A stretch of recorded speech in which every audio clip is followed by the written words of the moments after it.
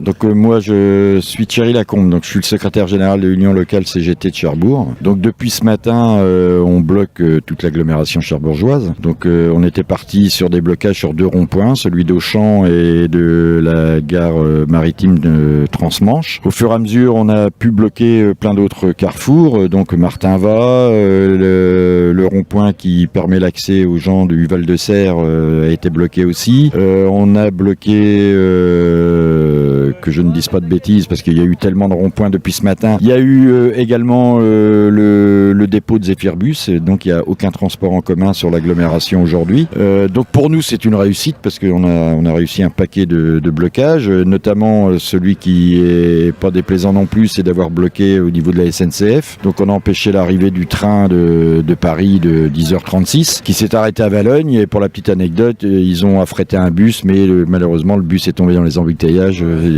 Donc voilà, pour nous c'est une réussite. Ça montre que le mouvement est toujours d'actualité et qu'il s'amplifie, et qu'on est capable de montrer effectivement à ce gouvernement qu'on est opposé à ce projet de loi travail imposé par un 49.3, et donc qu'on va continuer.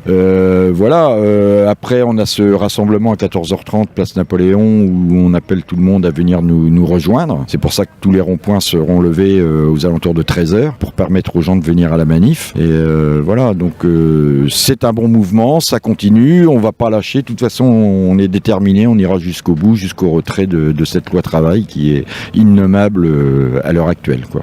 Donc Yann Perrotte, secrétaire départemental FO. Pouvez-vous nous dire ce que vous faites ici aujourd'hui ? Donc ici aujourd'hui, avec les syndicats FO, CGT, FSU, Sud et les lycéens, on bloque la ville de Cherbourg. Enfin, on a fait plusieurs blocages à visée économique et pour entraver la circulation, afin de protester contre la loi travail et son passage avec le 49.3 et demander son retrait. Donc là, on est à la gare au rond-point des Miels, à la gare maritime Transmanche, à Cherbourg. Il y avait un blocage aussi important au rond-point la glacerie au niveau de la zone commerciale Cotentin, hypermarché Auchan. Il y avait un blocage aussi au rond-point de Martinva, au rond-point de la Batte aussi, en Haute-Tour-la-Ville. Le dépôt de Zéphirbus, donc les bus urbains de Cherbourg étaient bloqués.